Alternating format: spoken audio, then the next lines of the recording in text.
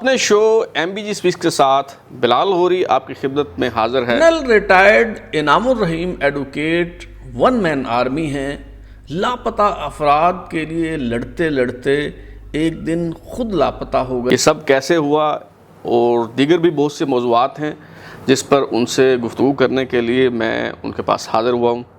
Colonel صاحب بہت شکریہ، آپ نے ہمیں وقت دیا۔ تو یہ وہی گھر ہے جہاں ابھی ہم بیٹھے ہیں، یہیں سے اسی گھر میں اٹھایا گیا تھا آپ کو؟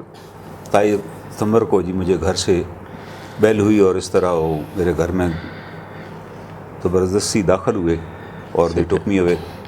یعنی یہ عسکری لکھا ہو سوسائٹی کے باہر تو پھر بھی آپ محفوظ نہیں ہیں؟ بالکل بالکل، اور آپ کے نام کے ساتھ کرنل کا جو سابقہ ہے وہ لگا ہو پھر بھی آپ بالکل محفوظ نہیں ہیں۔ اچھا، بہت سنگین جو الزام ہے وہ آپ پہ لگایا گیا، جاسوسی غداری کے مترادف ہے، کہا گیا کہ ہمارے پاس اس کے شواہد موجود ہیں، اور پھر وہ کیس ہی واپس لے لیا گیا۔ تو اصل میں آپ کو اٹھایا کیوں گیا؟ وجہ کیا تھی؟ اٹھانے کی سب سے بنیادی وجہ تو یہ تھی کہ اس وقت وہ جب جنرل باجوہ صاحب کی ایکسٹینشن ہو رہی تھی، کیس چل رہا تھا سپریم کورٹ میں، اور انور منصور صاحب نے وہاں کہہ دیا کہ پاکستان آرمی میں جنرل ریٹائر ہی نہیں ہوتے، اور کوئی جنرل ریٹائر نہیں ہوتا۔ صحیح۔ اور انہوں نے کہا جی، جب قانون پوچھا تو انہوں نے کہا جی اس پہ کوئی رول ریگولیشن بھی کوئی نہیں بنے ہوئے۔ ایک پیج انہوں نے پیش کر دیا جس پہ لکھا ہوا تھا کہ service of any general officer can be extended. وہ جنرل قانون ہے صحیح کہ ان کیس آف ایمرجنسی تو service of the entire army can be extended. صحیح۔ تو جب انہوں نے یہ کہا تو آئی ریلائز کہ یار پاکستان ایک نیوکلیئر اسٹیٹ ہے، پوری دنیا سن رہی ہے، جی یہ ایسا تو نہیں، ہماری آرمی میں تو each and everything is rule regulation and traditions کے اوپر چلتی ہے۔ تو I had لکلی book with me, میرے بیگ میں تھی کتاب سروس ریگولیشنس کی، میں ہمیشہ پاس رکھتا ہوں، ہمارے کیسز یہی ہوتے ہیں۔ صحیح۔ تو وہ نکال کے میں نے پیش کی، میں کہا سر اس میں تو دیا ہوا ہے کہ general retires at the age of 60۔ تو فوراً وہ انور اپنا کھوسہ صاحب نے کہا کہ ہمیں کتاب مل گئی، آپ کی کتاب کی ہمیں ضرورت نہیں ہے۔ انہوں نے وہ پیرا پڑھا پیج، اس کے بعد انہوں نے کہا جی وہ تو کیونکہ وہ that was the last date of general Bajwa صاحب۔ صحیح۔ انہوں نے کہا جی قانون بنائے۔ تو ایک تو یہ ریزن بنی کہ وائی آئی واز دیر کتاب لے کر، اور سیکنڈ ریزن یہ تھی کہ میں نے ایک یہاں ایمرجنسی ایک عرضی ہیئرنگ کی پٹیشن دائر کی جب عاصم سلیم باجوہ کو اپوائنٹ کیا گیا چیئرمین سی پیک۔ میں نے کہا ان کے خلاف تو آلریڈی کیس پینڈنگ ہے انگور اڈا کا، کہ جنرل راحیل شریف کے ساتھ مل کے انہوں نے انگور اڈا ہینڈ اوور کر دیا تھا افغان گورنمنٹ کو، which was the property of Pakistan. صحیح۔ تو ان کو کیسے لگایا جا سکتا ہے؟ کورٹ نے وہ میڈیکیشن ایڈمٹ کی اور نے کہا جی آفٹر 2 ویکس اس کو لگائیں گے۔ اس پہ بھی میرے پاس 2 سینئر افسر گھر تشریف لائے اور انہوں نے کہا جی آپ یہ کیس واپس لے لیں۔ صحیح۔ ہم نے نہیں دیا، میں کہا جی نہیں دیا تو آپ ایفیڈیوٹ جمع کرا دیں، نہیں دیا کیس واپس نہیں ہو سکتا یہ کیونکہ جو جسٹس قاضی فائز عیسیٰ کے خلاف ریفرنس ہے، جی جی یا آپ کو کہا گیا تھا کہ جی ہم چیف جسٹس یعنی جسٹس گلزار کے خلاف ریفرنس بنانا چاہتے ہیں، کیا اس پہ کوئی عدم تعاون جو ہے وہ بھی اس کی وجہ بنا؟ دیکھیں اس میں عدم تعاون تو بہت ان کو نائس یہ تھی کہ جب یہ کہا گیا تو میں نے معذرت کی، میں نے کہا آپ اس طرح نہ کریں، کہ بلوچستان کے ایک ہی جج ہیں اس وقت، میں نے کہا اگر ایسے آپ کریں گے از ویری ویل ریپوٹیڈ جج تو بڑا ایک انریسٹ ہو جائے گا، آپ ابھی تک تو اکبر بگٹی کی اسیسینیشن سے آپ نہیں سنبھل سکے۔ تو اس کے بعد کاؤنٹر یہ ہوا، میں نے ریگریٹ کر دیا، لیکن ساتھ ہی جب مجھے پتہ چلا کہ ان کے خلاف ریفرنس دائر ہو گیا تو اس ریفرنس میں عظمت جو سپریم جوڈیشل کونسل تھی اس میں ایک عظمت سعید صاحب بھی تھے جی، جن نے ریکمینڈ کیا تھا یہ ریفرنس۔ تو آئی filed a constitution petition in supreme court کہ عظمت سعید تو اس بینچ میں بیٹھ ہی نہیں سکتے، ان کے خلاف خود سنگین نوعیت کے 2 ریفرنس میں نے خود دائر کیے ہوئے تھے آرٹیکل 209 کے تحت، تو میں نے اس میں پٹیشن دائر کی کہ پہلے ان کی سماعت کریں۔ صحیح۔ تو اس پہ یہ ہوا کہ وہ جب فائل ہوئی تو عظمت سعید صاحب نے اپنا نام وڈرا کر لیا، اس کی ڈیٹ آف ہیئرنگ پہ وہ ہیئرنگ فکس تھی جسٹس گلزار صاحب کے چیمبر میں، انہوں نے مجھے بتایا کہ وہ ہی ہیز وڈران دی نیم، تو آپ اگر چاہیں تو اس پٹیشن کو واپس لے لیں۔ صحیح۔ تو وہ ان کے خلاف جو پہلا دعویٰ تھا جی، قاضی فائز عیسیٰ صاحب کے خلاف وہ ناکام ہو گیا۔ صحیح۔ اور وہ ایک یہ بھی ان کو ایک تھا صحیح۔ ایک اچھا کرنل صاحب، کیس تو چلیں آپ کے خلاف ختم ہو گیا، انہوں نے مان لیا کوئی الزام نہیں ہے، لیکن کیا اتنا کافی ہے کہ ایک ہمارے آرمڈ فورسز کے ریٹائرڈ افسر جو وکیل بھی ہیں، معزز شہری ہیں، انہیں یوں اٹھا لیا جائے اور پھر ان پہ اتنے سنگین نوعیت کے الزامات لگا دیے جائیں، تو کیا آپ جن لوگوں نے یہ کیا ان کے خلاف کوئی کارروائی کا ارادہ رکھتے ہیں، یا دیگر جو لاپتہ افراد جو ہیں جب وہ بازیاب ہوتے ہیں، رہا کیا جاتا ہے، تو کیا انہیں پیغام دیں گے کہ بس یہ ان کی جان بچ گئی تو کتنا کافی ہے؟ میں سمجھتا ہوں جس طرح اب ریسنٹلی ڈاکٹر قدیر صاحب کی وفات ہوئی تو اس پر بھی ایک خاص قسم کا پروپیگنڈا چلایا گیا کہ ان کے بارے میں ایک ڈوزیئر ہمیں دیا گیا تھا CIA نے کہ یہ جی اس سمگلنگ میں ملوث تھے. جی، حالانکہ اس کو سمگلنگ تو نہیں کہا جا سکتا. امریکہ نے جرمنی سے ایکوائر کیا سارا میٹیریل، اسرائیل نے امریکہ سے لیا، انڈیا نے اسرائیل سے لیا. دنیا پوری میں یہ چیزیں کوئی دیتا نہیں اوپن مارکیٹ میں، یہ آپ نے کہیں سے لینی ہے. He did the same thing for us. کوئی لیگل پروسیجر تو ہے نہیں. اور دوسرا یہ ہے کہ same dossier was presented against me. Same dossiers ہماری ایجنسیز نے بنایا، اور وہ سپریم کورٹ میں جب مجھے ہائی کورٹ نے رہائی کا آرڈر کر دیا کہ دس اریسٹ از انلیگل، کیونکہ میرے بارے میں بار بار جج صاحب انہیں ٹائم دیتے رہے کہ آپ بتائیں واٹ از اگینسٹ ہم. They could not. انہوں نے کہا جی میں آپ کو 7 days دے رہا ہوں، آپ بتائیے. میرے وکلاء بڑے اپسیٹ تھے کہ ان 7 days میں anything can be develop, لیکن وہ کچھ نہیں لا سکے. تو انہوں نے رہا کا آرڈر دیا، تو اس کو سسپینڈ کرانے کے لیے they presented a dossier before Supreme Court in which they had a very sensitive material کہ وچ الیجڈلی انہوں نے کہا کہ جی ان کے لیپ ٹاپ سے برآمد ہوا ہے. He was having network with the, وہی لیپ ٹاپ جس کا وہ کہہ رہے تھے کہ ہمیں پاسورڈ دے دیں. بعد میں جب وہ میری کیونکہ بڑے ٹھنڈ کولڈ اسٹوری میں رہا، اس کی وجہ سے میری ہیلتھ کوئی بڑی اپسیٹ ہو گئی، BP واز نائٹ کنٹرول ہو رہا تھا. دے ڈیسائیڈیڈ ٹو ریلیز می. تو انہوں نے کہا جی وہ لیپ ٹاپ کا پاسورڈ ہمیں دے دیں. تو جسٹس مندوخیل صاحب نے کہا کہ یار آپ 37 days سے آپ لیپ ٹاپ نہیں کھول سکے، اور آپ جو ثبوت کہہ رہے ہیں شواہد ملے ہیں. ڈوزیئر پھر کدھر سے آپ نے لیا اگر لیپ ٹاپ ہی نہیں کھولا؟ تو وہ انور منصور صاحب بڑے شرمندہ ہو گئے کورٹ میں، اور مجھے پھر ریلیز کیا گیا. اور وہاں میرا بیٹا لکیلی موجود تھا، اس نے کہا جی ہمارے گھر سے تو لیپ ٹاپ لے ہی نہیں گئے.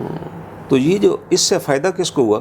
ٹھیک ہے میری ریپوٹیشن ایک آئی ایم ویل ریپیوٹیڈ، اور ظاہر ہر بندے کو شاک ہوا سن کے کہ یار کرن صاحب was having link with Indians کے ساتھ کر رہے تھے. پھر مسنگ پرسن کی بھی ایک کہانی بنائی ہوئی گئی ہے کہ وہ یہ لوگ ٹیررسٹ ہوتے ہیں جو لاپتہ ہوتے ہیں جی ان کے ساتھ ان کے لنکس ہیں. لیکن میں سمجھتا ہوں یہ اس سے بھی زیادہ ڈینجرس بات تھی کہ it help Kulbhushan Jadhav case. India نے اس کے اوپر بڑا پروگرام کیے. انہوں نے کہا جی ایک آرمی افسر ہے پاکستان کا جس کو کلبھوشن جادیو کے ساتھ لنک کیا گیا، ان کے نیٹ ورک پہ کام کر رہا تھا، اس کو تو رہا کر دیا گیا. تو اس کو اور اگر اس کے خلاف جیلی کیس بنایا جا سکتا ہے ود دس ڈاکومنٹ تو اس کے خلاف کیسے ہوگا؟ تو یہ تو ان کو سوچنا چاہیے تھا نا کہ ہم اس کا انٹرنیشنل طور پہ ہمیں کتنا لاس ہو سکتا ہے. کل پھر وہ کیسز انٹرنیشنل کورٹ میں اس نے چلے جانا اگر ہم ڈیسائیڈ نہیں کرتے. اسلام آباد ہائی کورٹ میں کیس پینڈنگ ہے، اس نے وکیل کرنے سے بھی انکار کر. انہوں نے کہا کہ آپ اپنا کاؤنسل کریں جو انہیں پہلے دینا چاہیے تھا، اس نے انکار کر دیا. اسے پتہ ہے اس کا کچھ نہیں کر سکتے. ان کی سامنے پلی ان کی یہ ہوگی. ابھی یہ تو ان کو سوچنا چاہیے تھا. انڈیا میں میرے اس اریسٹ کے اوپر ابڈکشن کے اوپر انہوں نے بڑے ان کی میڈیا پہ بہت کچھ لکھا گیا ہے، بے شمار انہوں نے پروگرام کیے. اس طرح کی حرکتیں کرتے ہیں پھر کہتے ہیں کہ دیش میں ویری میچور انف کہ یہ اس طرح نہ کرتے، یہ سوچ لیتے کہ ہم اپنے ہی افسر کے اوپر اس طرح کا الزام لگا رہے ہیں جو واپس لینا پڑا. اچھا کرنل صاحب، جو افواج پاکستان کی جیک برانچ ہے، بڑا عرصہ اس میں آپ نے گزارا، تو وہاں سے فوج سے آپ کو پری میچور ریٹائر کیوں کیا گیا، نکالا کیوں گیا، کیا وجوہات تھیں؟ وہ اصل یہ ہوا کہ 2007 میں پہلی بات تو یہ ہے کہ جو مسنگ پرسنز کے کیسز تھے، I was OIC litigation in GHQ، اور میری یہ ڈیوٹی تھی کہ ہائی کورٹ میں آرمی کو ریپرزینٹ کروں. I used to represent army کے اور بھی بے شمار کیسز ہیں جہاں پہ آرمی کے رقبے دبا لیے، کچھ لوگوں نے قبضے کر لیے. I followed all those cases اور ہم نے اس میں بڑی ریکوریز کی. اس دوران مسنگ پرسن کے جب کیسز آئے تو اس میں مجھے پہلی دفعہ 7 آفسرز کو 5 آفسرز کو اٹھایا گیا، پنڈی سے اغوا کیا گیا، سرونگ آفسرز کو مشرف دور میں. اور ظاہر پنڈی ہائی کورٹ میں ان کا کیس تھا تو میں پیش ہوا. جسٹس آنریبل جسٹس مولوی انوار الحق صاحب was the heading the bench. انہوں نے کہا کہ یہ آپ ایفیڈیوٹ دیں کہ یہ آپ کے پاس ہیں کہ نہیں. تو میں نے ڈپارٹمنٹ کو بتایا کہ وہ ہمارے پاس ہیں، وی مسٹ ایڈمٹ اٹ. میری پرسوینس پہ ہم نے ایڈمٹ کیا کہ وہ آرمی نے اٹھائے ہوئے ہیں. جی آپ جج صاحب نے کہا جی بتایا جی کیوں اٹھایا؟ تو میں نے آ کے بتایا جی. وہ انہوں نے کہا جی آپ یہ بتا دیں کہ they are involved in anti state activities which I refuse. میں کہا سر یہ میں نہیں بتاؤں گا.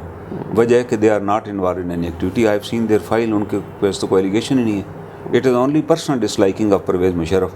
انہوں نے ان کو اٹھوایا اور میں تو I not argue this case.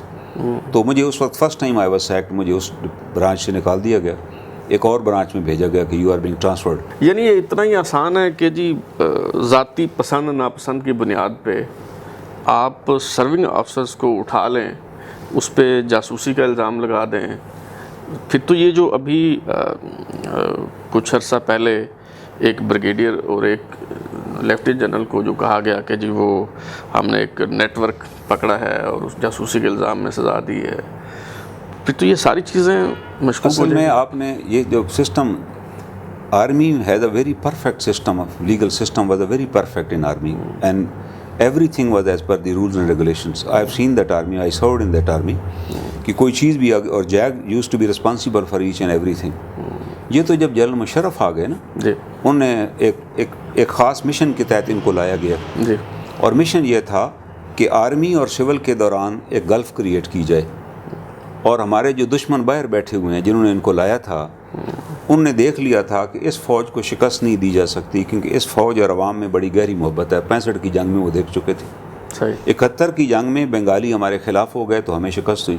صحیح اس گلف کو بھی ادھر بھی بڑھانے کے لیے مشرف کو لایا گیا، اور جنرل مشرف نے لوگوں کو اٹھانا شروع کیا بغیر کسی وجہ کے، میئر سسپیشن پہ لوگ اٹھا کے غائب کیے جانے لگے، تاکہ اور اس کا نتیجہ نکلا کہ فوج کے خلاف ایک نفرت پھیلی۔ آپ تو ان ٹچ رہتے ہیں، تو کیا یہ سلسلہ مشرف کے بعد تھم گیا مشرف کے اب بعد تک بھی جاری ہے؟ اصل میں ان کو بڑا مزہ آیا ایک مس یوز آف اتھارٹی کا، کہ ہم جس کو چاہیں اٹھا لیں۔ اور جب یہ تو ابھی یہ ہوا کہ میں تو شروع دن سے آئی واز اگینسٹ کہ کوئی سویلین ایم آئی اور آئی کے پاس اختیار ہی فی الحال تو ہم بات کر رہے ہیں جو سروس میں ہیں لوگ، یہ وہ سروس والے لوگوں بھی بتاتا ہوں، ان کو اٹھا لیا گیا، اب نہیں اٹھایا جاتا، اب وہ چیز وہ سلسلہ رک گیا۔ تو وہ میں نے کیونکہ نہیں دیا تو مجھے کراچی بھیج دیا گیا، پھر وہاں بھی اسی طرح 2-3 ایشو ایسے آئے، جیسے ججز کی اریسٹ کا ایشو تھا، when he decided to arrest the judges، تو جب مشرف نے ایمرجنسی لگائی ہاں سپر تو آپ اس وقت سروس میں تھے؟ سروس میں تھا، اناؤنس ابھی انہوں نے لگانے کے لیے میٹنگ بلائی تھی تمام کور کمانڈرز کی، ٹھیک ہے، اور اس کے اوپر ایک پلس رپورٹ لی جاتی ہے اگر ججز کو اور سینئر افسر سے لی گئی کہ اریسٹ کیا جائے تو کیا ہوگا۔ تو I was the only one who advise my commander کہ سر یہ اگر آپ کریں گے تو کچھ بھی نہیں بچے گا، کیونکہ آپ ایک تجربہ کر چکے ہیں جس افتخار چودھری صاحب کو ہٹانے کا، تو پوری لیگل فرٹرنٹی نہیں پبلک بھی روڈ پہ تھی، وہ بحال ہو چکے ہیں، اور ابھی آپ کہہ رہے ہیں کہ 95 ججوں کو پکڑ لیا جائے یا 100 کو پکڑا جائے، تو یہ تو مینیجیبل ہی نہیں ہوگا، انٹرنیشنل ورلڈ نہیں ریکگنائز کرے گی۔ صحیح۔ تو وہ جتنے لوگ وہاں جو تھے ان سب نے کہا کہ بات تو ٹھیک ہے، اور الٹیمیٹلی 27 کو ہی مجھے 1-2 دن پہلے بتا دیا گیا کہ you are going to be retired. چونکہ آپ کی بات ٹھیک ہے اس لیے آپ کو ریٹائر کیا جا رہا ہے۔ میں ریٹائر ہو گیا۔ انہوں نے نیکسٹ ڈے اس غلطی کو ریئلائز کیا اور مجھے کہا کہ ہم آپ کو civil adviser to corps commander لینا چاہتے ہیں، اور ساتھ پھر میں نے جب نو کیا تو انہوں نے کہا جی ہم آپ کو ڈی ایچ اے میں ایز ڈائریکٹر لیگل لینا چاہتے ہیں۔ میں آئی ریگریٹڈ کہ نہیں۔ پھر وہ چیئرمین نیب کے لیے مجھے فون آ گیا کہ ہم آپ کو ڈپٹی پراسیکیوٹر جنرل لینا چاہتے ہیں، وہ بھی آپ نے ریفیوز کیا؟ آئی ریگریٹڈ، میں نے کہا نہیں، I came and then join the bar. پہلے تو آپ نے ادھر آ کے تو ایک ہومیوپیتھک کلینک کھولا، تو پھر وہ سب کچھ چھوڑ چھاڑ کے یہ پریکٹس کی طرف، وکالت کی طرف، اور وکالت میں بھی پھر وہ لوگ جن کے مقدمات کوئی نہیں لیتا، تو یہ اس طرف کیسے آئے؟ وہ ہوا یہ کہ میں وہاں میں نے فوج میں رہ کے ہومیوپیتھی کا کورس 4 سال کا کیا، ریئلائز دس تھنگ کہ میں پریکٹس نہیں کر دوں گا، میں پسند نہیں تھی مجھے پریکٹس۔ میں نے کہا چلیں خدمت اگر کرنی ہے تو ایک فری کلینک بنایا جائے لوگوں کے کو treatment. I had an experience of this, وہ میں نے کلینک کھولا، الخیر کلینک، اور وہ 2-3 سال کیس چلائے، کلینک چلا۔ اس دوران ایک بریگیڈیئر صاحب میرے پاس تشریف لائے، ان کے ایک عزیز ابڈکٹ ہو چکے تھے، انہوں نے بتایا، میں نے انہیں کہا کہ انہیں کا ٹریس نہیں ہو رہے 2 سال سے۔ آئی سجیسٹڈ ہم کہ آپ ڈی جی ایم آئی سے مل لیجیے، you are serving in G H Q. انہوں نے کہا وہ اگر میں جاؤں گا تو ہو سکتا ہے میرا نام بھی کسی لسٹ میں آ جائے، تو آپ کیونکہ ویل کنیکٹڈ رہ چکے ہیں، جیگ میں رہ چکے ہیں، تو آپ جب وہ دوبارہ میرے گھر آئے دین آئی روٹ اے لیٹر، تو پتہ چلا کہ وہ ان دی کسٹڈی میں ہی ہے۔ میری ملاقات کرائی گئی، نائس آف دیم۔ پھر ان کی فیملی سے بھی میں نے ملاقات ان کی کرا دی، اور آئی واز اشورڈ کہ دیر از نو کیس اگینسٹ ہم۔ بعد میں ایک کیس میں ان کو ڈالا گیا، اس میں بھی آئی اپیئرڈ، وہ بھی انہوں نے مجھے کہا کہ آپ اپیئر ہوں، کوئی ایویڈنس نہیں ہے، اس کو رہا کر دیں گے، اور to my horror he was given 25 years آ رہی۔ یہ جو جی ایچ کیو حملہ کیس تھا، جی اس کے اندر اس پہ الزام یہ تھا کہ اس نے عقیل کو بتایا تھا کہ جی ایچ کیو جائیں، جبکہ میں نے کہا یار یہ تو سویلین ہے، اور وہاں جی ایچ کیو بورڈ سڑک کے اوپر لکھا ہوا ہے کہ ہیئر از GHQ. اور وہ وکیل تو وہاں کام وکیل کرتا تھا. فوجی آدمی حوالدار ہے, وہ وہاں نوکری کر چکا ہے, وہ PA رہ چکا ہے. اس کو اس نے کیا کہتا نہیں, اس نے کہا تھا کہ اندر کیانی صاحب کا دفتر اندر ہی ہے. میں نے کہا وہ بھی ہر آدمی کو پتا ہے کہ GHQ کے اندر ہی جنرل صاحب بیٹھتے ہیں. ظاہر ہے سارے جنرل وہی بیٹھتے ہیں. اس پہ بجائے ایکویٹل کرنے کے وداؤٹ اینی ایویڈنس کو 25 سال سزا انہوں نے سنا دی. That was the day I decided کہ یار I must go and come and practise, کیونکہ یہ تو بڑا ظلم ہو رہا ہے اگر اس طرح آپ لوگ. اور آپ نے اس پہ آپ اپیل میں گئے تو اس کے کیس کی ابھی کیا سٹیٹس ہے؟ کیس پھر ہائی کورٹ میں دائر ہوا جی, اور ہائی کورٹ میں اس کیس کے اندر میں نے ایفیڈیوٹ جمع کرایا کہ یہ پروسیڈنگ ساری ٹیمپر کی گئی ہے. آئی have scene the original proceeding, I have scene the proceeding when it was with the court of appeal. High court نے 4 سال سننے کے بعد کیس سپریم کورٹ بھجوا دیا کہ یہ, کیونکہ اس میں ہم نے چیلنج کیا تھا کہ سویلین کا ٹرائل آرمی کر ہی نہیں سکتی. تو 2 سال بعد سپریم کورٹ نے واپس ہائی کورٹ میں بھیج دیا. Still it is an high court, he is behind بارس. تو ہم سمجھتے ہیں کہ ابھی یہ وقت آ چکا ہے. وہ بندہ جو بغیر کسی قصور کے جسے اٹھایا گیا تھا وہ ابھی تک جیل میں ہی ابھی تک جیل میں, ساہیوال جیل میں ہے. یہ ہمارا نظام عدل ہے اور یہ ریکارڈ پہ ساری چیزیں موجود ہیں. اور لیکن ابھی تک اس کو انصاف نہیں مل سکا, نہ اس خاندان کو. وہ بزرگ اس کے والد صاحب میرے پاس آیا کرتے تھے اور ان کی بھی الٹیمیٹلی ڈیتھ ہو گئی, وہ اپنے بیٹے کو باہر نہ دیکھ سکے. یہ ہے علمی, اور this was the reason I decided I close the clinic. میں کہ نہیں, یہ تو بڑا ظلم ہے اگر میں کلینک پہ دوائیں لوگوں کو دیتا رہوں جبکہ میرے شہر کے اندر اس طرح ہو رہا ہے. اور یہ میں ڈیوٹی باؤنڈ ہوں. میں آج بھی سمجھتا ہوں کہ اللہ تعالیٰ نے جب ایک مجھے علم عطا کیا ہے, چاہے وہ طب کا علم تھا یا قانون کا علم ہے, تو for the welfare of people. اچھا کرنل صاحب, جو حب الوطنی کے سرٹیفکیٹ بانٹنے والے ہیں جنہوں نے آج خود ہی یہ ذمہ داری اور سنبھالی ہوئی ہے, وہ یہ کہتے ہیں کہ یہ جو لاپتہ افراد کا معاملہ ہے یہ ملک کو بدنام کرنے کی سازش ہے. کوئی لوگ لاپتہ نہیں ہیں, یہ خود ہی چلے جاتے ہیں شمالی علاقہ جات کی سیر کرنے کے لیے, یا کوئی جہاد کرنے چلا جاتا ہے وغیرہ وغیرہ. تو کوئی فرد لاپتہ نہیں ہے. آپ چونکہ ایک واقعہ آپ اپنی شیئر کیا آپ نے جو GHQ حملہ کیس کا ملزم تھا, اور اس کے علاوہ بھی بے شمار جو لاپتہ افراد ہیں ان کے مقدمات آپ ڈیل کر رہے ہیں. کتنے لوگوں کو آپ نے بازیاب کروایا, ابھی بھی کئی مقدمات چل رہے ہوں گے. تو کیا حقیقت ہے اس معاملے کی؟ دیکھیں نا, اس سے بڑی حقیقت کیا ہے کہ اتنا پریشر گورنمنٹ پر آیا لاپتہ افراد کی وجہ سے کہ پورے اس ریجن میں پاکستان واحد ملک ہے جہاں باقاعدہ ایک کمیشن ہے, commission of enforce disappearance. وہ ان کو بنانا پڑا انٹرنیشنل پریشر پہ. اور وہ جو کمیشن ہے, commission of enforce disappearance, وہ پھر آپ نے کیوں بنایا اگر آپ کے یہاں لوگ لاپتہ نہیں ہوتے تھے؟ وہ کمیشن بنا اور وہ کمیشن ہر مہینے ایک رپورٹ شائع کرتا ہے. اس نے کمیشن نے یہ پوری پبلش اس مہینے بھی رپورٹ شائع کی ہے کہ جی 7,000 لوگ انیشلی لاپتہ ہوئے, اس میں سے اتنے ہزار ریکور ہوئے, اس میں سے اتنے ہزار لوگ ابھی بھی انٹرمنٹ سینٹرز میں سے ہیں, اور اس میں سے انہوں نے اس دفعہ بتایا کہ 2024 کے قریب لوگ مر چکے ہیں کسٹڈی کے دوران. ان کی ہم نے ڈیڈ باڈیز ان کے ریلیٹیوز کو ہینڈ اوور کی ہیں, اور ابھی بھی ہاں جی, انہوں نے کہا ابھی بھی ہم 2,500 لوگ لاپتہ ہیں جی. اب یہ بات یہ گورنمنٹ کا اپائنٹڈ کمیشن ہے جس کا ہیڈ ریٹائرڈ جج آف سپریم کورٹ ہے, جو وہ کہہ رہا ہے ہر مہینے وہ رپورٹ ایشو کرتے ہیں. اور جسٹس وقار سیٹھ صاحب نے جو فیصلہ دیا تھا حراستی مراکز کو, انہوں نے غیر قانونی قرار دیا تھا اور کہا تھا کہ جتنے بندے ہیں ان کو چھوڑ دیں, اس فیصلے پہ عمل درآمد ہوا ہے؟ ہاں, بلکہ میں اس فیصلے کی تھوڑی وضاحت کروں. انہوں نے یہ فیصلہ کیا تھا کہ حراستی مراکز ختم کیے جائیں اور جتنے لوگ اریسٹڈ ہیں وہ سول گورنمنٹ کے حوالے کیے جائیں, وہ سول قانون کے مطابق. جس پہ کوئی الزام ہے اس پہ مقدمہ چلائیں, ٹرائل کریں, اور جس پہ نہیں ہے اس کو چھوڑ دیں, وہ بیل کرائے اپنا اگر اس کی ڈاؤٹ بھی کوئی ہے. یہ انہوں نے آرڈر جاری کر دیا اور سپریم کورٹ میں یہ کیس آیا. سپریم کورٹ میں وہ جسٹیفائی نہ کر سکے کیونکہ یہ فیڈرل گورنمنٹ نے جاری کیا تھا یہ جو قانون بنا تھا, اور انہوں نے صوبائی حکومت نے اس کو ایکسٹینڈ کیا.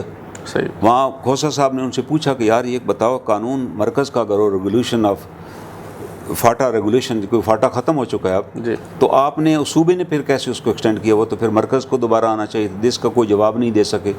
اور پھر آنریبل جسٹس کھوسا صاحب نے فرمایا کہ before retirement I will decide the fate of these cases. یہ انٹرمنٹ سینٹر کا میں فیٹ ڈیسائڈ کروں گا. یہ بہت بڑا اسٹگما ہے on the face of Pakistan democratic country کے اوپر. لیکن وہ فیصلہ کیے بغیر ریٹائر ہو کے چلے گئے. دونوں جج صاحبان, اور دوبارہ اس کی ہیئرنگ نہیں. اس کے بعد آج جتنا عرصہ جسٹس گلزار صاحب کو ہو چکا ہے وہ ٹیک اپ ہی نہیں ہوا کیس.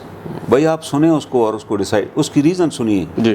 آج ہم گرے لسٹ میں ہیں, اور اس کے اوپر جو یورپین کمیشن کی امبیسڈر ہیں وہ مل چکی ہیں, ہمارے مقتدر حلقوں سے. انہوں نے یہ بیان پہلے دن ہی انہوں نے کہا جی 2 وجہ ہیں آپ گرے لسٹ میں ہیں. ایک آپ کے یہاں جرنلسٹوں پر حملے ہو رہے ہیں, جی کوئی جرنلسٹ سیو نہیں ہے, اور سیکنڈ انہوں نے کہا جی آپ کے یہاں جبری گمشدگیاں ہو رہی ہیں, آپ اس کو ختم کریں, کاؤنٹر کریں.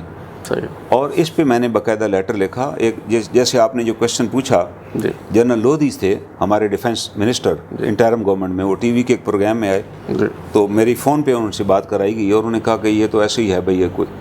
تو میں نے کہا سر ایسی بات نہیں ہے, آئی ہیو دی ریکارڈ, اور یہ وہ ریکارڈ ہے جو سپریم کورٹ میں پیش کیا جائے. وہ میں نے انہیں بھیجا, انہوں نے اکنالج کیا اور میرا شکریہ ادا کیا. میں نے اس کے اندر وے وایا اینڈ میتھڈ دیے کہ یار اس طرح کر کے آپ اس کو ختم کریں. دنیا میں ہر جگہ اس طرح کے لوگ ہوتے ہیں, اور لیکن دیر از اے پروسیجر, لا میں پروسیجر دیا, آپ اس کو فالو کریں. کرنل صاحب, ہمارے ہاں صحافی بھی اٹھائے جاتے ہیں, عام شہری بھی جبری طور پہ لاپتہ ہوتے ہیں, اور اب تو جو ایک تھا کہ جی اپنے لوگوں کا تھوڑا سا یہ حیا کرتے ہیں, تو وہ بھی حیا اب باقی نہیں رہا. جو ریٹائرڈ لوگ ہیں آرم فورسز کے, انہیں بھی اٹھا لیا جاتا ہے.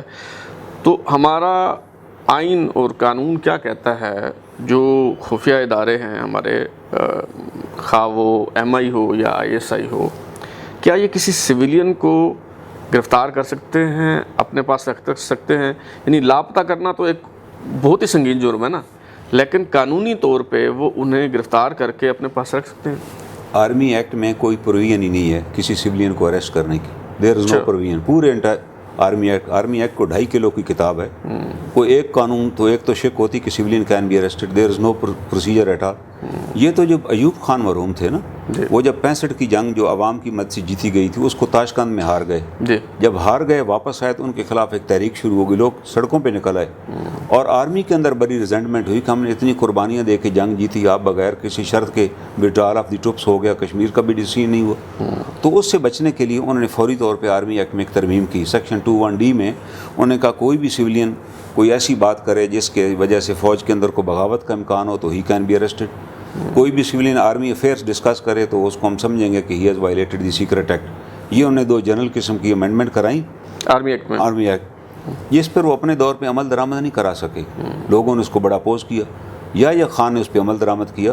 بے شمار لوگ اس پاکستان میں اسی کے تحت اٹھائے گئے, اور وہاں ریکارڈ پر بھی آیا, وہ ہمارے خلاف ایک موومنٹ چلی اور ہمیں پوری دنیا میں ہزیمت اٹھانی پڑی. پھر بعد میں جنرل ضیاء الحق مرحوم آئے, تو انہوں نے بھی اس پر عمل کیا, اور اس کے دور جو انہوں نے یہ کیا کہ ان کے دور میں سب سے پہلے احمد فراز اٹھائے گئے اسی لا کے تحت. شبلی فراز صاحب کے والد محترم شاعر جو تھے, اسی پہ غداری کے الزام کے انہوں نے سیکرٹ ایکٹ کی وائلیشن کی. انہوں نے ایک نظم سنائی, اس پہ اریسٹ ہو گئے.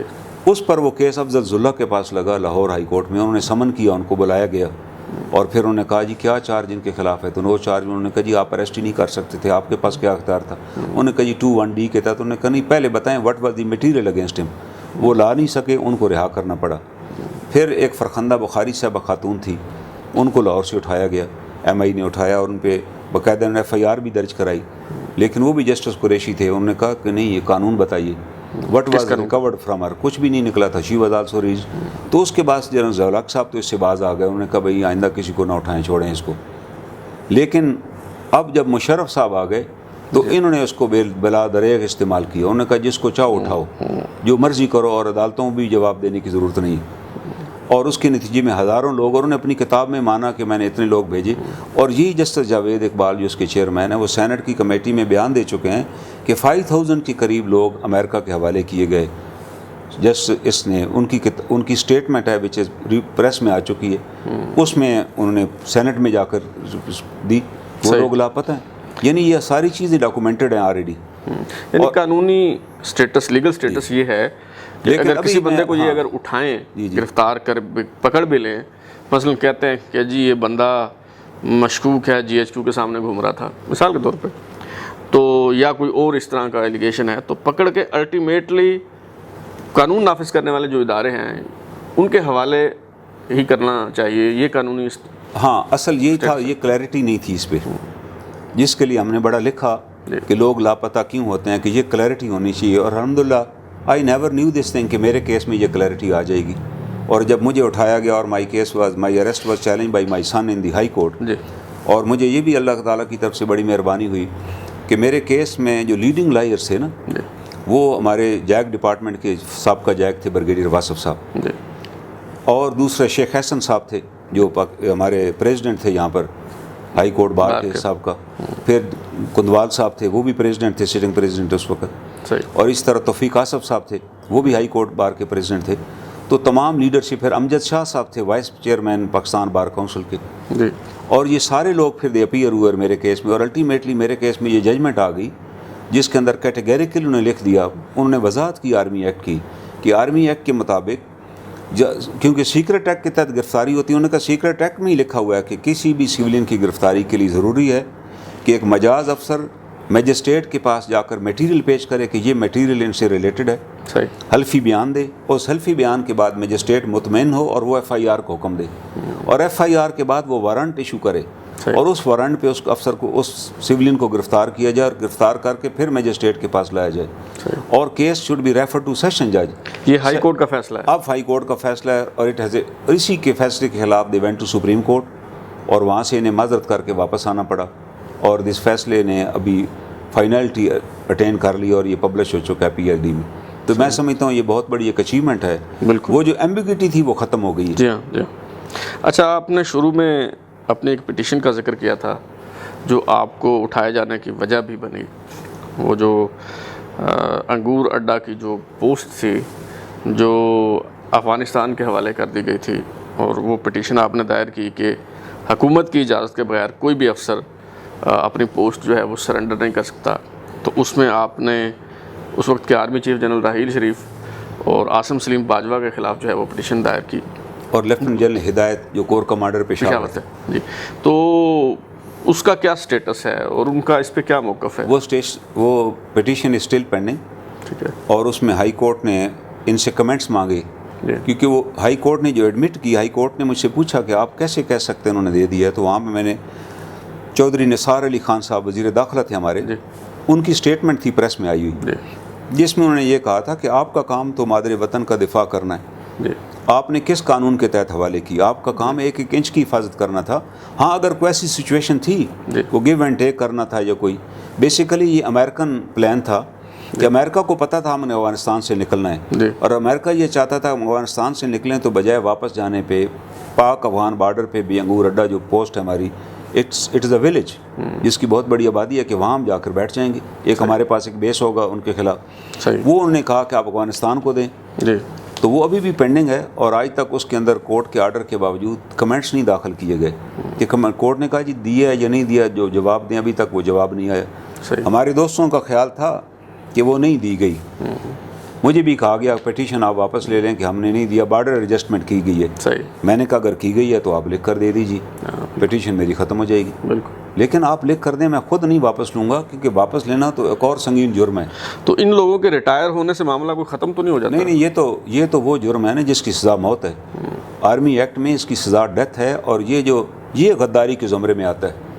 وطن کی سرزمین کو بیچ ڈالنا, یا دفاع وطن سے غافل ہو جانا, یا چیک پوسٹ جس کی حفاظت کرنا وہ اس کو دشمن کے حوالے کرنا, اس کی سزا موت لکھی ہوئی ہے. اور یہ وہ لا جو offense ہے جو ٹائم بار نہیں ہوتا, جب بھی ملزم پکڑا جائے گا اس کا ٹرائل ہوگا. اچھا, وہ corps commander Peshawar army chief اور عاصم سلیم باجوہ کو کس حیثیت میں؟ عاصم سلیم باجوہ صاحب نے, ہی is the main witness in this case, کیونکہ انہوں نے ٹویٹ کی کہ وی handed over Angoor Adda to Afghanistan to improve the better relation. DGI کی حیثیت سے. جی ہاں, وہ ٹویٹ ہمارے پاس ہے, وہ ایک ایویڈنس ہے ہمارے پاس بہت بڑی جو انہوں نے کی ہوئی ہے. He was very happy with it. It means وہ اس پلان کا حصہ تھے. اچھا کرنل صاحب, DGI کی تعیناتی کے حوالے سے بڑا تماشا لگا رہا, جس طرح army chief general Qamar Bajwa کی ایکسٹینشن کے حوالے سے نوٹیفیکیشن کا تماشا بنا تھا, کم اسی طرح کی صورتحال دیکھنے کو جو ہے وہ ملی ہے. تو اس حوالے سے رہنمائی کیجیے کہ پروسیجر جو ہے وہ کیا ہے. ظاہر ہے اپوائنٹنگ اتھارٹی جو ہے وہ وزیر اعظم ہے, لیکن ہمارے ملک میں آہستہ آہستہ گریجولی جو یہ اتھارٹی ہے یہ سویلین حکومت سے چھینی جاتی رہی ہے. مجھے جو یاد پڑتا ہے کہ آخری جو اناؤنسمنٹ جو پرائم منسٹر آفس سے کی گئی تھی, وہ جب جنرل ظہیر الاسلام کو DGI تعینات کیا گیا, یوسف رضا گیلانی صاحب وزیر اعظم تھے, تو وہاں سے اناؤنسمنٹ آئی. تو اس کا اعلان تو ظاہر وہیں سے ہونا چاہیے جو اپوائنٹنگ اتھارٹی ہے, لیکن اس کے بعد جتنے بھی DGI آئے, خواہ جنرل رضوان اختر ہوں, عاصم منیر ہوں, نوید مختار ہوں, فیض حمید ہوں, یا اب جو نوید انجم صاحب کی تعیناتی کا ہے, تو یہ ساری اناؤنسمنٹ ISPR نے کی ہیں. تو آپ کیا سمجھتے ہیں کہ اس پہ ISPR کا اناؤنسمنٹ کرنا کیا وزیر اعظم کے اختیارات میں مداخلت کے مترادف نہیں ہے؟ میں اس کی بڑی افسوسناک صورتحال ہے اس وقت کہ آپ نے اگر خبر پڑھی ہو کل کے اخبارات میں کہ 700 کے قریب کشمیری نوجوانوں کو اغوا کر لیا گیا اور 5 سے 4 نوجوان روزانہ شہید کیے جا رہے ہیں. جب ہمارے بارڈر پر اتنی کرٹیکل سچویشن ہے اور یہاں ایک اہم ترین اپائنٹمنٹ کے اوپر ایک کنفیوژن چل رہی ہے، ڈیسائیڈ نہیں ہو رہی. پریکٹس تو یہی ہے، جتنے کور کمانڈرز ہیں یا آرمی کے اندر جتنی پوسٹنگز ہیں وہ آرمی چیف ہی کرتے ہیں، بلکہ پوسٹنگ آرڈر کے اوپر لکھا ہوتا ہے COS is please to announce following postings. ہر پوسٹنگ چاہے وہ سیکنڈ لیفٹیننٹ کی پوسٹنگ ہے یا لیفٹیننٹ جنرل کی posting, because they are the commanders and it is his prerogative to decide کہ کس کمانڈر کو کہاں لگانا ہے. لیکن جہاں تک DGI کا تعلق ہے، he is the only uniform person who is advisor to prime minister. باقی کوئی کور کمانڈر پرائم منسٹر کو وزٹ نہیں کر سکتا، نہ پرائم منسٹر کسی کو بلا سکتے ہیں ڈائریکٹلی. صرف ایک ہی واحد فرد ہیں، اور ظاہر ہے یہ وہ فرد ہوتے ہیں جو پرائم منسٹر کا جن کے اوپر اتفاق رائے ہو. اور پریکٹس بھی یہی ہے کہ وہ اصل میں اناؤنسمنٹ کرنا سم تھنگ اٹ از اممیٹیریل، کہ چلیں ISPR کا کام ہی ہے اناؤنسمنٹ کرنا کہ پبلک کو بتانا. مین چیز ہے نوٹیفیکیشن کی. اصل ہوتا یہ ہے جیسے میاں نواز شریف صاحب آئے تو انہوں نے کہا جی ضیاء الدین بٹ کا نام انہوں نے بھیجا، he should be appointed DGI، صحیح فوراً اپوائنٹ ہو گئے. 2 مثالیں ہیں کرنل صاحب. جب وزرائے اعظم نے اپنے اختیار کو استعمال کرنے کی کوشش کی، آرمی چیف کی مرضی اور منشا کے خلاف DGI کی تعیناتی. ایک تو جب بے نظیر بھٹو صاحبہ پہلی دفعہ پرائم منسٹر بنی تو اسلم بیگ مرزا آرمی چیف تھے، انہوں نے پینل بھجوایا 3 ناموں کا. تو بی بی صاحبہ نے کہا جی نہیں اس کی ضرورت نہیں، میں نے فیصلہ کر لیا. اور انہوں نے شمس الرحمان کلو کو جو ریٹائرڈ جنرل تھے، ریٹائرڈ جنرل تھے، تو اس پہ بڑی ناراضگی ہوئی. دوسری بار جب نواز شریف نے جنرل جاوید ناصر کو لگایا تو وہ بھی آرمی چیف کی مرضی کے خلاف جو ہے وہ لگایا گیا. اور دونوں مرتبہ یہ ہوا کہ وہ جتنی اہم میٹنگز تھیں اس میں پھر انہیں بلایا نہیں جاتا تھا. اور پھر شمس الرحمان کلو کے حوالے سے تو بلکہ یہ پھپتی کسی جاتی تھی، جو فوجی حلقے تھے کہا جاتا تھا کہ نو کلو کہ انہیں کچھ پتہ نہیں ہوتا. بالکل ٹھیک ہے. تو لیکن اصولاً تو یہ وزیر اعظم کا اختیار ہے کہ وہ جسے چاہیں بالکل DGI لگائیں، اور وزیر اعظم سے پوچھے بغیر یا کنسلٹ کیے بغیر ISPR کا یہ اناؤنس کر دینا کہ فلاں صاحب جو ہیں وہ DGI ہوں گے. تو یہ تو میرے خیال میں پرائم منسٹر کا ہی ہے کہ ظاہر ہے پرائم منسٹر جب اپوائنٹ کر دیں تو پھر چاہے ISPR اس کو اناؤنس کرے، اس سے فرق نہیں پڑتا. لیکن جہاں تک یہ پرنسپل ہے، ایشو ہے کہ پرائم منسٹر ایک ہی تو افسر ہیں وہ کہ جس کو پرائم منسٹر اپنی مرضی کا کوئی بھی نام. ہاں جیسے انڈیا میں آپ کو تھوڑی سی اور بات بتاؤں، وہاں how the control is with the civilian government. وہاں کوئی کور کمانڈر بھی اپوائنٹ نہیں ہو سکتا without the permission of corps chief prime minister. وہاں باقاعدہ کمانڈرز کی پوسٹنگ جو ہے ریکمنڈیشن جاتی ہے، پوسٹنگ نہیں ہوتی. سیکٹری ڈیفینس کو سیکٹری ڈیفینس پلیس کرتا ہے پرائم منسٹر کے پاس. اور پریس میں یہ خبر آتی ہے کہ prime minister has approved the posting of following corps commanders. آپ یہ دیکھیں وہاں پر یہاں اس حد تک سیکٹری ڈیفینس کا اتنا کنٹرول ہے وہاں پر کہ سیکٹری ڈیفینس ریکمینڈ کر کے بھیجتا ہے. اور ہمارے یہاں وزیر دفاع کی کوئی حیثیت نہیں ہے. وزیر دفاع کو تو شاید بیچارے کو پتہ بھی نہیں ہوگا کہ واٹ از دی لا، شاید انہوں نے آرمی ایکٹ بھی نہیں دیکھا ہوگا. I am positive. اچھا کرنل صاحب، آپ جو آرمی چیف ہیں ہمارے قمر جاوید باجوہ صاحب آپ کے کورس میٹ بھی ہیں، اگرچہ آپ سے خفا رہتے ہیں. تو یہ بھی سننے میں آ رہا ہے نومبر 2022 میں جو ہے ان کی مدت ملازمت ختم ہو رہی ہے، جو ایکسٹینشن انہیں دی گئی تھی 3 سال کی. یہ بھی سننے میں آ رہا ہے کہ جی ابھی ملک کو مزید ضرورت ہے ان کی قیادت کی، تو مزید توسیع جو ہے وہ انہیں دی جائے. تو ایک تو یہ آپ انہیں کیا مشورہ دیں گے، دوسرا یہ اس کی جو قانونی پوزیشن ہے وہ بتائیے گا، کیونکہ نوٹیفیکیشن سامنے نہیں آیا، ہم نے کسی نے دیکھا نہیں ہے. تو سپریم کورٹ نے جو 6 مہینے کی مہلت دی تھی، ایک رائے یہ ہے کہ جی ان کی جو 3 سال کی ایکسٹینشن ہے وہ اس 6 مہینے کے بعد شروع ہوئی، لہٰذا وہ نومبر 2022 کے بعد بھی 6 مہینے ان کے پاس ہیں. دوسری اوپینین یہ ہے کہ سپریم کورٹ تو 1 دن بھی نہیں دے سکتی. بالکل. تو وہ دراصل جو 3 سال کی توسیع حکومت نے دی اس کا آغاز وہیں سے ہی ہوگا، یعنی جو وہ 6 مہینے اوریجنل ان کا ڈیٹ تھا، جو اوریجنل ڈیٹ جس پہ وہ ریٹائر ہو رہے تھے، جی وہاں سے 3 سال آگے ہوگا. 6 مہینے کا اس سے کوئی تعلق نہیں ہے. کوئی تعلق نہیں. 6 مہینے پیریڈ تو انہوں نے عطا کیا تھا کہ اس میں آپ قانون سازی کروا لیں اگر کروا سکتے ہیں، جو انہوں نے کروا لی. اس کے لیے 6 مہینے دینے کی ضرورت ہی نہیں تھی، اس تو 6 دن میں بھی ہو جانے. اور ویسے بھی سپریم کورٹ تو 1 دن بھی نہیں دے سکتی. نہیں، قانون ان کے پاس جواز ہی ختم ہے. لیکن چلیں انہوں نے ایک فیور کی.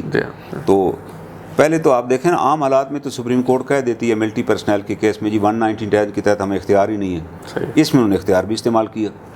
جب میں نے جنرل کیانی صاحب کی ایکسٹینشن چیلنج کی تو میری پیٹیشن اس بات پہ ڈسمس کر دی گئی کہ 199 کے تحت تو آپ چیلنج ہی نہیں کر سکتے، جبکہ یہاں قانون واز اے ڈفرینٹ.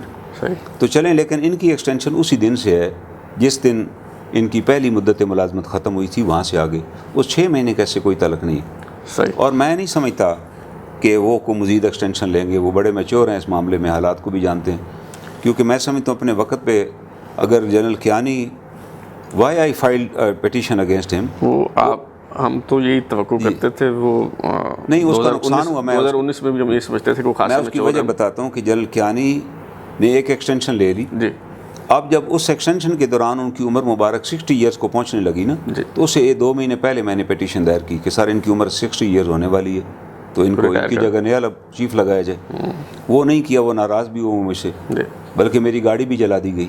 اس دور میں مجھ پہ، میرے بیٹے پر بھی حملہ ہوا. تو کہ جی وایا، میں نے کہا جی میں تو، اور نتیجہ کیا نکلا کہ مجھے بلکہ جج صاحب نے کہا جی آپ کو کیا پرابلم ہے اگر ان کو ایکسٹینشن مل جاتی ہے.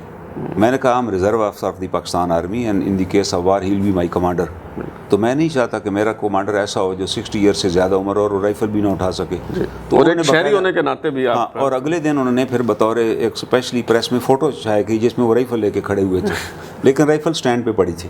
میں نے اٹھایا تو انہوں نے، لیکن اس کا نقصان کیا ہوا، اگر وہ ایکسٹینشن نہیں لیتے تو 2 مئی والا انسیڈنٹ نہیں ہوتا جو ایبٹ آباد پہ حملہ ہوا تھا، جو ابھی بھی کنٹرول ہے کہ اس میں وٹ واز ہز، ان کا رول دبا نہیں لگتا. جی. پھر GHQ پہ حملہ ہو گیا ان کے دور میں. میں نے اس پہ بھی پروگرام کیا کہ اس حملے کے بعد تو انہیں ریزائن کر لینا چاہیے. تو آپ دیکھیں نا، یہ 2-3 انسیڈنٹ ہو گئے. اگر وہ نہیں ہوتے تو آرام سے ریٹائر ہو کے آج بڑے گریسفل طریقے سے، وہ کہتے ہیں if end is well then all is well. General Kakar کے خلاف لوگوں کو بڑی شکایات تھی، لیکن جنرل کاکڑ بڑی گریسفلی نکل گئے. اور آپ حیران ہوں گے، جنرل کاکڑ کا ارادہ تھا ایکسٹینشن لینے کا. یہ مجید نظامی صاحب نے واقعہ لکھا کہ میں انہیں ملنے گیا GHQ میں، وہاں سارے افسر کھڑے تھے، تو انہوں نے سب کے سامنے مجھ سے پوچھا کہ مجھے ایکسٹینشن لینی چاہیے. تو میں نے کہا کہ سر یہ جتنے لوگ کھڑے ہیں یہ اپنی باری کا انتظار کر رہے ہیں، آپ ایکسٹینشن لیں گے تو یہ سارے سپرسیڈ ہو جائیں گے. تو پھر انہوں نے وہی کاکڑ صاحب ان کو علیحدہ کمرے میں لے گئے. مجید نظامی سے انہوں نے کہا کہ میری مسز بھی کہتی ہے کہ آپ ایکسٹینشن نہ لیں. تو مجید نظامی صاحب نے کہا کہ میری بہن کو میرا سلوٹ پیش کیجیے، وہ آپ سے زیادہ عقل مند ہیں. اور وہ کاکڑ صاحب نے پھر نہیں ایکسٹینشن لی. راحیل شریف صاحب کے حوالے سے بھی یہ رائے جو ہے وہ موجود رہی کہ وہ ایکسٹینشن لینا چاہتے ہیں، اور بڑی تگ و دو بھی کی گئی. پھر وہ جو ان کے پرستار ہیں وہ کہتے ہیں کہ نہیں وہ ایکسٹینشن نہیں لینا چاہتے تھے. یہ بھی باتیں سننے میں آتی رہی کہ وہ ریٹائرمنٹ کے بعد بھی کوئی بڑی اہم پوزیشن کی توقع کر رہے تھے، لیکن آپ نے وہ ایک پٹیشن دائر کر کے جو ہے وہ ان کے سارے خواب ٹکنا شروع کر دی. وہ ایک وہ ہوا، اور دوسرا یہ ہوا کہ وہ جو اسلام آباد کا دھرنا تھا نا، جس میں اسلام آباد کو لاک آؤٹ کرنے کا پروگرام تھا کہ اسلام آباد لاک آؤٹ کر دیے. عمران خان نے کہا جی کوئی بندہ اسلام آباد میں داخل نہیں ہوگا. یہ اس میں 2 نقصان تھے. ایک تو سی پیک روٹ پہ وہ کانوائے روانہ ہو چکا تھا، اور انہوں نے دھمکی دے دی کہ لاک آؤٹ ہوگا مکمل. تو اس پر بھی میں نے پیٹیشن دائر کی اسلام آباد میں، کیونکہ عمران خان پر ٹیررزم کے 2 چارجز تھے، اور دونوں میں مفرور تھے. وہ پارلیمنٹ حملہ کیس اور وہ جو پولیس افسر کو انہوں نے مارا تھا، تو وہ اس میں مفرور تھے. تو اس پہ میں نے اسلام آباد ہائی کورٹ میں پیٹیشن دائر کی، جس میں میں نے کہا کہ ایک مفرور آدمی کیسے کلیم کر سکتا ہے کہ اسلام آباد لاک آؤٹ کیا جائے.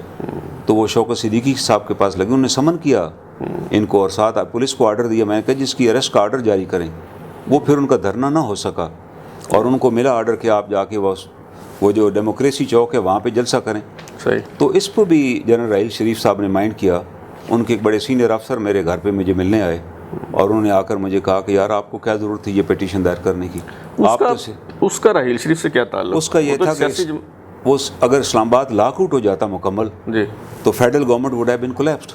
تو federal government would have requested to Raheel Sharif صاحب کہ آپ ہمیں آئیں اور ہمیں ریسکیو کریں، ہم تو راستے بند پڑے ہوئے ہیں. وہ میری پیٹیشن کی وجہ سے، ایک تو وہ جو پہلا کانوائے تھا سی پیک والا وہ کامیابی سے گیا، کیونکہ یہ اس دن یہ اس کو بلاک آؤٹ نہ کر سکے نا، کیونکہ شوکت صدیقی نے سختی سے آرڈر دیا کہ اسلام آباد سیل بھی نہیں آپ کریں گے، اسلام آباد کھلا رہے گا، کوئی لاک آؤٹ نہیں ہوگا، اور صرف آپ ڈیموکریسی چوک میں جائیں.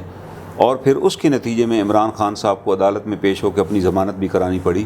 اس سے پہلے تو وہ ضمانت کرانے پہ بھی تیار نہیں تھے آن مائی پیٹیشن، اور جب تک انہیں ضمانت نہیں کرائی وہ گھر سے بھی پھر نہیں نکلے، کیونکہ اس کے اندر میری پریئر یہی تھی کہ ڈی آئی جی کو کہیں، اسلام آباد آئی جی کو کہیں کہ ہی شوڈ اریسٹ ہم.